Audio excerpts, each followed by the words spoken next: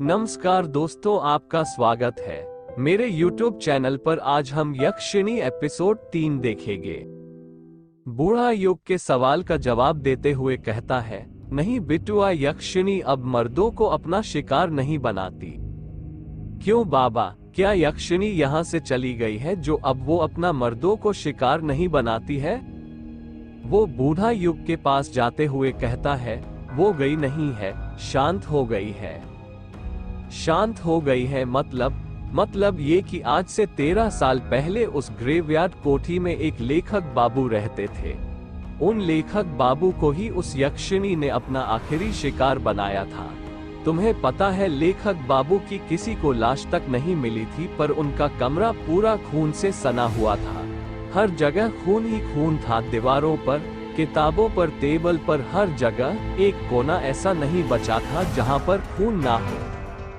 ये बात सुनकर युग डरा नहीं बल्कि उदास हो गया। अचानक से उसकी आंखों में नमी आ गई थी। बूढ़ा इस बात को भांप लेता है और युग के कंधों पर हाथ रखते हुए पूछता है, क्या हुआ बेटा? लेखक बाबू के बारे में सुनकर तुम्हारा चेहरा क्यों उतर गया? युग अपने दिल पर पत्थर रखते हुए कहता है, क्योंकि आप जिस लेखक बाबू की बात कर रहे हैं वो और कोई नहीं बल्कि मेरे पिता थे। क्या इसका मतलब ये कि तुम वो लेखक बाबू के बेटे हो? हाँ, मैं उन्हीं का बेटा हूँ युग। बूढ़ा अपनी बात को आगे जारी रखते हुए कहता है, गांव वालों का कहना था कि उस यक्षिणी ने ही लेखक बाबू को मारा था। उसी दिन से उस ग्रेवयार्ड कोठी को बंद कर दिया गया और कोठी के बंद होने के साथ ही अमावस्या और पूर्णिमा की रात मर्दों के शिकार होने भी बंद हो गए। कुछ गांव वालों का तो ये तक कहना है कि शायद लेखक के साथ संभोग करके उस यक्षिणी की हवस मिट गई, इसलिए वो शांत हो गई।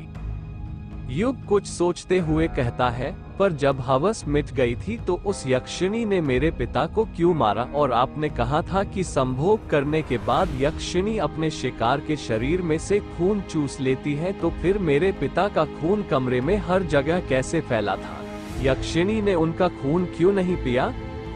पता नहीं, उसने लेखक बाबू का खून क्यों नहीं पिया? ये राज उनकी मौत के साथ ही ग्रेवयार्ड कोठी में दफन हो गया था। यक्षिणी हर शिकार के साथ संभोग करने के बाद सीधे उसे मौत के घाट उतारती थी, इसलिए हवस खत्म होने के बाद भी उसने लेखक बाबू को भी मार दिया होगा। पर कुछ गांव वालों का कहना था कि लेखक बाबू कई सालों से खोजबीन पूछताछ करके यक्षिणी पर कोई किताब लिख रहे थे, इसकी भनक उसे लग गई थी। एक ये भी कारण हो सकता है, और फिर अमावस्या आते ही यक्षिणी ने लेखक बाबू को मार दिया होगा। क्या वो किताब मुझे मिल सकती है? नहीं, वो किताब तो कहीं नहीं है। सुना है प्रकाशित ही नहीं हो पाए, शायद ग्रेवयार्ड कोठी में हो। क्या कहा आपने? ग्रेवयार्ड कोठी में? हाँ, ग्रेवयार्ड कोठी में। पर मैं तुम्हें एक सलाह देता हूँ, वो यक्षिणी शांत हो चुकी है तो बेहतर है उसे शांत ही रहने दो। उसके अंदर की वासना को फिर मत जगाओ, वरना पता नहीं और कितने मर्दों की जान ले ले। आप मुझे डरा क्यों रहे हैं? मैं डरा नहीं रहा हूँ, तुम्हें बस आगाह कर रहा हूँ बिटुआ। मौत के आने से पहले चेतावनी देनी पड़ती है। मतलब तुम शहर के लोग मतलबी बहुत होते हो बिटुआ, हर बात में मतलब ढूंढते हो। मतलब कुछ नहीं। वैसे आप बहुत कुछ जानते हैं उस ग्रेवयार्ड कोठी के बारे में। आखिर कैसे जानूंगा? कैसे नहीं, मेरा पुराना रिश्ता जो है। युग उस बूढ़े को घूरते हुए पूछता है, क्या कहा पुराना रिश्ता है? क्या रिश्ता है आपका ग्रेवयार्ड कोठी से? बूढ़ा बड़ी बड़ी आंखें करते हुए कहता है, मेहंदी पथार। युग अपना मुंह फाड़ते हुए कहता है, मेहंदी पथार मतलब ये बिटुआ की मेहंदी पथार स्टेशन आ गया है, चलो जल्दी उतर जाओ। ट्रेन मेहंदी पथार स्टेशन पर आकर रुक गई थी। युग और वह बूढ़ा अपना अपना सामान लेकर ट्रेन से नीचे उतर जाते हैं। स्टेशन ज्यादा बड़ा नहीं था और पूरा सुनसान पड़ा हुआ था। स्टेशन पुराने जमाने का था। लाइट भी एक दो ही जल रही थी जो बार बार बंद चालू हो रही थी। ट्रेन अभी स्टेशन से निकली ही थी कि तभी युग की नजर बूढ़े के हाथ में जो झोला था उस पर पड़ती है और वो देखता है कि उसके अंदर कई सारे कमल के फूल रखे हुए थे। युग सोचने लग जाता है ये बूढ़ा इतने सारे फूलों का क्या करने वाला है। जैसे ही बूढ़ा स्टेशन पर उतरा था जल्दी जल्दी कदम बढ़ाने लग गया था, जैसे उसे कहीं जाने में देर हो रही हो। युग के मन में कमल के फूलों वाली बात खटकती जा रही थी, उससे रहा नहीं जाता और वो उस बूढ़े से पूछ ही लेता है, वैसे बाबा आप इतने सारे कमल के फूलों का क्या करने वाले हैं? बूढ़ा अपने चेहरे पर मुस्कान लाते हुए कहता है, तो तुम्हारी नजर चली ही गई, इन पर बड़ी तेज नजर है। ये मेरे सवाल का जवाब नहीं हुआ बाबा, बताइए ना आप इतने सारे फूलों का क्या करने वाले हैं? अरे पूजा आने वाली है ना, उसी के लिए है ये फूल। कैसी पूजा? पूर्णिमा की पूजा। पूर्णिमा की पूजा मतलब? तुम नहीं समझोगे, तुम गांव में नए आए हो ना, धीरे धीरे समझ जाओगे। युग उस बूढ़े को हैरानी के साथ घूरे जा रहा था क्योंकि उसको उसकी बातें बिल्कुल समझ में नहीं आ रही थी। युग अपनी जींस पकड़ते हुए कहता है, अरे शिट, इसे भी अभी आना था। क्या हुआ बेटा, बड़ी मुश्किल में लगते हो? हाँ बाबा, वो यहाँ पर कहीं वॉशरूम है क्या? बूढ़ा अपना सिर खुजाते हुए कहता है, वॉशरूम मतलब बिटुआ? मतलब टॉयलेट पेशाब घर बाबा। अच्छा ये बोलो ना, तुम्हें टंकी खाली करनी है? युग चिढ़ते हुए कहता है, हाँ वही। वो तो नहीं है स्टेशन पर, पूरे देश की तरक्की हो गई पर मेहंदी पथार आज भी वैसा ही है जैसा पहले था। तो फिर मैं वॉशरूम मतलब टंकी खाली कहाँ पर करूं? अरे इतनी सारी जगह है, कहीं भी कर दो, वैसे भी अंधेरा है, कोई नहीं देखने वाला। युग थोड़े आगे ट्रेन की पटरी के पास चले जाता है और टॉयलेट करने लग जाता है। युग टॉयलेट करते हुए कहता है, वैसे बाबा आपको यहाँ से कहाँ जाना है? रोगन का मुचा, मतलब आपको वो किशनोई नदी पार करके जाना पड़ेगा। हाँ, आपको डर नहीं लगता यदि उस यक्षिणी ने आपको पकड़ लिया तो? अरे मैंने कहा ना बिटुआ, उसकी वासना खत्म हो चुकी है, वो अब शिकार नहीं करती और वैसे भी आज पूर्णिमा या अमावस्या थोड़ी है जो वो मुझे अपना शिकार बनाए। वैसे आप रोगन का मुचा में कहाँ रहते हैं? रोगन का मुचा में किशनोई नदी का जो घाट है ना, वहीं पर रहता हूँ। युग कुछ सोचते हुए कहता है, ये तो वही घाट है ना जहाँ पर वो यक्षिणी भटका करती थी। पापा कहते थे कि अक्सर यक्षिणी किशनोई नदी के दोनों घाट के पास ही भटका करती थी। कोई जवाब नहीं आता है। युग फिर पूछता है, बताइए ना बाबा, आप चुप क्यों हो गए? बूढ़े का कुछ जवाब नहीं आ रहा था। युग सोचने लग जाता है कि बाबा कोई जवाब क्यों नहीं दे रहे। युग अपने पेंट की चैन बंद करता है और पीछे मुड़ने लग जाता है। जब वो पीछे मुड़ता है तो उसके रोंगटे खड़े हो जाते हैं। वो बूढ़ा अचानक से गायब हो गया था। युग के समझ नहीं आ रहा था कि वो बूढ़ा इतनी जल्दी कहाँ जा सकता था। युग अपना बैग उठाकर स्टेशन पर उस बूढ़े को ढूंढने लग जाता है पर वो बूढ़ा उसे कहीं पर भी नहीं मिलता है। युग हैरान था ये सोचकर कि वो बूढ़ा एकदम से कहाँ गायब हो गया, पर थोड़ी ही देर बाद वो ये सोचकर संतुष्ट हो जाता है कि शायद वो बूढ़ा अकेले ही चले गया होगा और अच्छा ही हुआ चले गया, वरना यक्षिणी के बारे में बातें करके वो खुद तो डरता, साथ में उसे भी डराता। युग स्टेशन से बाहर निकलता है तो देखता है कि स्टेशन के बाहर एक भी ऑटो रिक्शा वाला नहीं था। ये गांव में ना यही प्रॉब्लम होती है, टैक्सी ही नहीं मिलती। शहरों का विकास तो हो रहा है पर गांव आज भी गांव ही है, जरा सी तरक्की नहीं हुई यहाँ की, आज भी वैसा का वैसा है जैसे पहले था। इतना कहकर युग पैदल पैदल ही बंगला मुडा गांव जाने के लिए निकल जाता है। आधे एक घंटे में वो बंगला मुडा गांव पहुंच जाता है। बंगलामुडा गांव पार करने के बाद काला झाड़ी जंगल पड़ता है, जिसको पार करने के बाद ही किशनोई नदी आती है और वहीं से थोड़ी दूर पर युग की ग्रेवयार्ड कोठी थी जहां पर युग को जाना था। युग ने बंगलामुडा गांव तो पार कर लिया था पर काला झाड़ी जंगल के अंदर वो फंस गया था। किशनोई नदी जाने का रास्ता वो भूल चुका था। काला झाड़ी जंगल में अंधेरा इतना ज्यादा था कि उसके समझ ही नहीं आ रहा था कि कौन सा रास्ता कहां पर जाता है। युग जंगल के अंदर लगे बांस के पेड़ों को देखते हुए कहता है, अब क्या करूं, आगे का रास्ता तो भूल गया मैं। 2-3 राउंड मार लिए पर बार बार घूमकर फिर के यहीं पर आकर रुक जाता हूँ। ये काली झाड़ी का जंगल तो पहेली बन गया है मेरे लिए, कुछ समझ नहीं आ रहा क्या करूं। युग अपना मोबाइल निकालते हुए कहता है, यहाँ पर तो नेटवर्क भी नहीं आ रहा कि किसी को फोन करके बुला लूं। युग के आसपास साल और बांस के पेड़ लगे हुए थे। हवा के झोंके जब भी इन बांस के पेड़ों के बीच में से निकलते थे तो ऐसा लगता था जैसे आपस में कोई फुसफुसा रहा हो। मोबाइल के टॉर्च की रोशनी में युग को ज्यादा कुछ दिखाई नहीं दे रहा था। युग सोच ही रहा था कि वो क्या करे, कैसे इस जंगल में से निकले। तभी उसे किसी के कदमों की आहट सुनाई देती है। कदमों की आहट सुनकर युग सहम जाता है और सोचने लग जाता है, इतनी रात में इस जंगल में कौन होगा।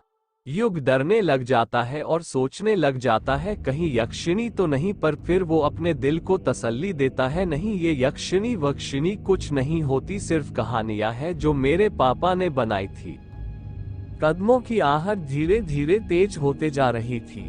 ऐसा लग रहा था जैसे कोई युग के पास आ रहा हो। युग जमीन पर पड़ा बांस का टुकड़ा उठा लेता है और कदमों की आहट सुनने लग जाता है।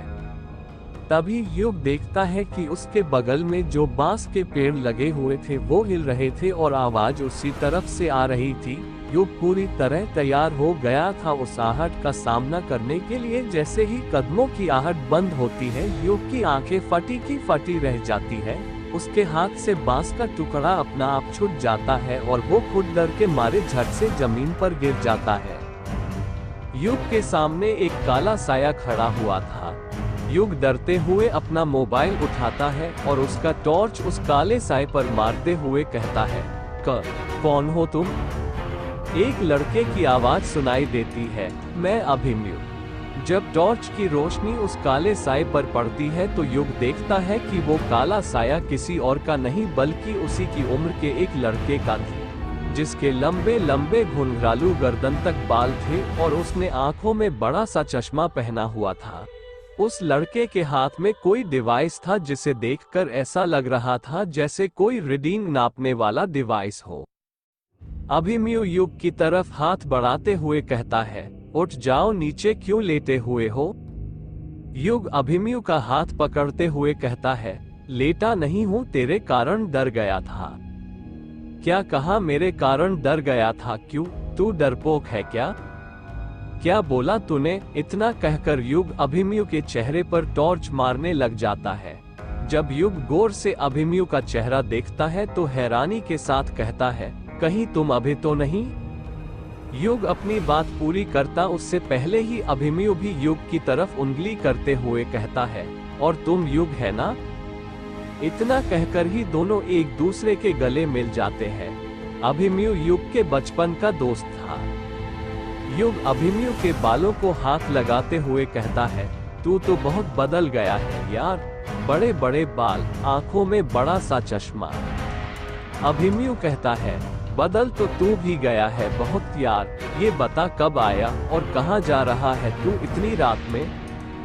बस आज ही आया, ये मान ले 1-2 घंटे पहले, और मैं तो अपने घर ग्रेवयार्ड कोठी जा रहा हूँ। तू बता तू कहाँ जा रहा है इतने सुनसान जंगल में, वो भी इतनी रात में, और तूने ये बाल इतने बड़ा के क्यों रखे हैं? एक पल तो मुझे लगा जैस वो थी। अभिमन्यु हैरानी के साथ पूछता है, वो थी मतलब? युग बात को घुमाते हुए कहता है, छोड़ ना, और तू पहले मेरे सवाल का जवाब दे। ये बता तू इतनी रात में यहाँ पर क्या कर रहा है? मुझे तो कुछ गड़बड़ लग रही है। यार गड़बड़ वड़बड़ कुछ नहीं है। अगर मैंने बता दिया कि मैं यहाँ पर क्या कर रहा था तो तू हंसेगा, इसलिए बेहतर होगा कि मत जान। अरे नहीं हंसूंगा भाई, पहले तू बता तो यहाँ पर क्या कर रहा था? अभिमन्यु धीरे से कहता है, मैं यहाँ पर भूत पकड़ रहा था। युग को सुनाई नहीं देता और वो फिर पूछता है, क्या कहा? अभिमन्यु युग के कान में चिल्लाते हुए कहता है, भूत पकड़ रहा था यार। अभिमन्यु की बात सुनकर युग जोर जोर से हंसने लग जाता है और कहता है, तू पागल हो गया है क्या? ये कैसी बात कर रहा है? मुझे लगा तेरी बचपन की ये आदत भूतों पर विश्वास करने की चली गई होगी और तू अब समझदार हो गया होगा, पर तू तो अभी भी नहीं सुधरा यार। पूरा वैसा का वैसा है जैसे बचपन में था, डब्बा का डब्बा। अभिमन्यु नाराज होते हुए कहता है, मैंने कहा था ना तू हंसेगा, इसलिए नहीं बता रहा था। युग को गिल्टी फील होने लगता है और वो धीरे से कहता है, सॉरी यार, चल छोड़, ये बता क्या करता है आजकल तू। मेरी गुवाहाटी में जॉब है, अभी छुट्टियां मनाने आया हूँ। गुवाहाटी में जॉब है, पर किस चीज की? अभी तो बताया। क्या बताया? भूत पकड़ने की। मैं एक सर्टिफाइड पैरानॉर्मल एक्टिविटी एक्सपर्ट हूँ। हम लोग भूत खोजने का काम करते हैं। अभिमन्यु की बात सुनकर युग अपनी हंसी रोक नहीं पा रहा था। वो हंसते जा रहा था। यार तू हंस क्या रहा है? हंस ले, जिनको कम नॉलेज होती है वो अक्सर अपने से ज्यादा नॉलेज वालों को पागल ही समझते हैं। शायद तुझे पता नहीं है, हमारे इंडिया में 10 सर्टिफाइड पैरानॉर्मल सोसाइटीज है जो भूत खोजने का काम करती है। मैं भी उसी सोसाइटी से सर्टिफाइड हूं, समझा। युग हंसते हुए कहता है, फिर ये बता आज तक कोई भूत खोजा या नहीं खोजा? अभी तक तो नहीं खोजा, पर जल्द खोज लूंगा। और वो कैसे? अभिमन्यु अपने हाथ का डिवाइस दिखाते हुए कहता है, इसकी मदद से। युग हैरानी के साथ पूछता है, ये क्या है? इसे इलेक्ट्रोमैग्नेटिक फील्ड मीटर कहते हैं। मतलब ये कि इस मीटर का इस्तेमाल एक टाइम के अंदर इलेक्ट्रोमैग्नेटिक फील्ड में होने वाले अंतर को जांचने के लिए किया जाता है। कहते हैं किसी जगह पर जब भूत प्रवेश करते हैं तो वहां की इलेक्ट्रोमैग्नेटिक फील्ड में बदलाव आता है। इस तरह भूतों का पता लगाया जाता है। इसमें एक अलग तरह का सेंसर भी लगा होता है जो बजता है और हमें बताता है कि हमारे आसपास कुछ अदृश्य शक्तियां हैं। युग कुछ बोलता उससे पहले ही वो इलेक्ट्रोमैग्नेटिक फील्ड मीटर बजने लग जाता है। युग हैरानी के साथ पूछता है, ये क्या हो रहा है? ये डिवाइस इतनी आवाज क्यों कर रहा है? अभिमन्यु अपने आसपास देखते हुए कहता है, ये संकेत है कि हमारे आसपास कुछ है। युग धीरे से कहता है, मतलब भूत? हाँ। अगले एपिसोड के लिए चैनल को सब्सक्राइब, वीडियो को लाइक और शेयर करें। बाय बाय दोस्तों, मिलते हैं अगले वीडियो। कहानी कैसी लगी कमेंट जरूर बताना।